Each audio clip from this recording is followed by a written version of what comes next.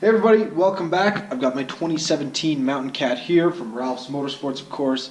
I've had a bunch of questions, people asking me about the cold air intake, the headlight delete kit, and a couple questions on the light and the wiring here. So I'm going to show you what I did on my kit here, because honestly I couldn't find a good one on the market. So here's what I did. I got the windshield off right here, so let's take a little bit of a closer look what's going on in here. So once I take the windshield off, you can see it's actually quite a bit of messy in here. Like there are a bunch of wires all built up in there. But here's the thing. This is the factory gauge mount here and the windshield mount brackets. I didn't go with an aftermarket one. Like I said, I couldn't find one I liked. So all this is factory. So the only thing here that's a little bit different is these brackets right here, which are a couple of brackets what I made to bring this windshield mount down further and just to shift it down and forward enough so that my windshield was mounted in the proper space. Besides that, that's all the factory bracket. So I have them screwed here. This is where you would mount, I think it's headlights they mount there, and then back to the bracket where they mount on top of the headlight assembly, where this would mount on top of the headlight assembly. I just have them zip tied here through the factory bracket around the headlight, which holds the headlight straight. And the reason I did that is just because I need to make this kit reversible, because I'll be putting it back to factory at the end of the season. Now another thing I did here, was just zip tied up the ignition there just so I can still use it and it's not all bunched up in the back. I don't really use that ignition. I usually keep the key in it and then just use my tether or my kill switch. And what else we got? Oh, one thing I needed to do was that I needed to put a small little bracket on here, because this is where the gauge would usually mount, is at this position here, the lower position. But I found that I couldn't get the plug in the gauge in. It was just a little too low. That's the plug for the gauge right there. This actually helped to also bring the gauge up and a little bit more further toward me. So I just needed to put these small little brackets in just to lift up the gauge just a tiny little bit, so that I could see it a little bit better and also get this plug in. Another thing I did here was the cold air intake kit. Of course, I've got this K&N pre-filter on over a unifilter, and it is clamped over a fitting that I will show you here in just a moment. Here is where your stock air intake temperature sensor goes. Of course, I have that relocated to the Airbox, which is even below this hood piece, and it actually is kind of sitting now somewhere in this area, of course, but inside the machine right up next to the throttle bodies.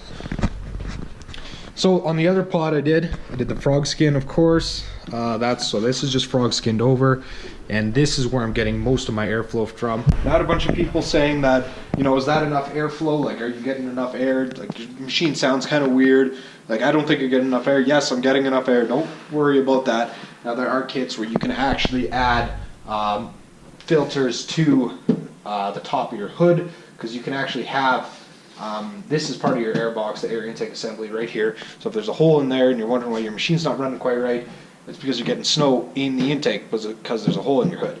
But there are kits here where you can actually cut open your air intake and you can have even more air there. This is working great for me. I don't find lack of power. I don't find it's hesitating. I've got everything I've ever had, and I've ridden this exact same sled from 14, 15, 16, and now 17. So I would know if I'm not getting quite enough power, but I'm getting everything this motor has to offer with this air intake. I can have the snow right up over the top of this pre-filter, and even this one clogged right up, and I'm still not noticing even a little bit of difference in the performance of the machine. Of course, I have my small light pod. I would definitely recommend something brighter than this particular light. I mean, it does work. Definitely if you were able to switch to clear lenses, it would be a big help. And how I mounted that was with just the factory mounted hardware I come with, and I just got a longer bolt to go through my handlebar bracket and then back into the riser mount. So that's just a little L mount and a little L bracket, and that's what holds that light on. So going back to my wiring, it's always going to be a little bit messy here. just because you don't have that hood assembly, that headlight assembly, and the air intake pods to hide this thing where it usually would. So going back to my wiring, it's always going to be a little bit messy here, just because you don't have that hood assembly, that headlight assembly, and the air intake pods to hide this thing where it usually would. So of course here we have the connector and the wiring that goes to your hood harness. There's a little bit of extra wiring here. This is this wire here, that's for my headlight. And now I have that rigged up. I've had a couple questions on this too, so I'll actually answer this now that I'm right here. This of course goes to my headlight. So the way I have this right here is following along my hood harness connector, and then it goes right back to the headlight plug. So I'm actually using my headlight switch, which is right here, and the hood harness connector for my headlights to power my lights. So I'm still able to use this switch right here, except I don't use it as an on-off switch. I use it as a, or sorry, I do use it as an on-off switch and not a high-low switch anymore. One more wire here that you may not recognize is the wire for my air temp sensor relocate. So I've got a connector that goes all the way to right here. That is that little white and blue connector you see in there. That is for my hood harness connector, and the air temp sensor connector, which would usually go right there. But I have this extension here, and it takes it all the way down and into my hood. So what I'm going to do now is I'm going to take this off and show you what I did there.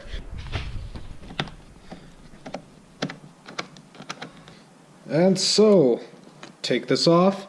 Now you can see what I did here was I actually made a intake adapter for the Airbox here, and what I did was I was just able to glue in, I think there's a 2-inch pipe, or like a 2-inch portion of PVC piping, 2-inch in diameter, and then also the tubing itself is only probably about, I would say 2 inches long as well. And all I did there was that I friction fitted in, I glued it, and then I siliconed around the edge of it. And I haven't had a single problem with it yet. I've been able to roll my sled like it's there's no way I can even move it with my hand without actually having to cut it out, because there is a factory air intake boot that will actually go here when you have the factory air intake pods. But since I'm running this, I have my K&N filter pod. So I'll show you actually also what's under here.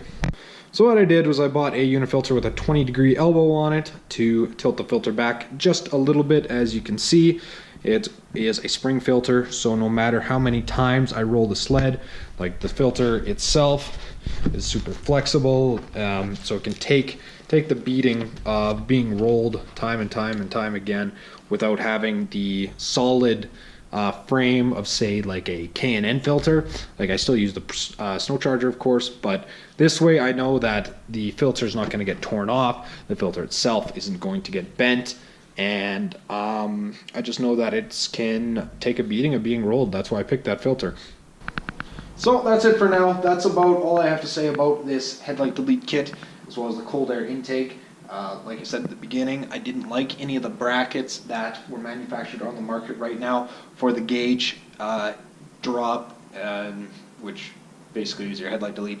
BDX makes one. Wasn't really super into it, so I just made a temporary one for now, because like I said, also is that I'm having to change this back after I'm done riding it for the season. So I just did something that will be temporary, as well as I won't be able to use it next year anyway, because the 2018s are different, so I won't be doing a Headlight Delete kit on them. Another thing is, I'm actually working on a bracket right now for this Headlight Delete kit, so that I'll be able to clean up these wires and mount the gauge properly, as well as your windshield properly, without having to go through the hassle what I'm going through right now, and you'll have a nice clean finish. I'll help you out with the air intake too, and you'll be able to do this at your own leisure. So that's all for this week. This next weekend I'm out on a 2018, so I'll be sure to share that with you guys, and besides that, see you all in the next one.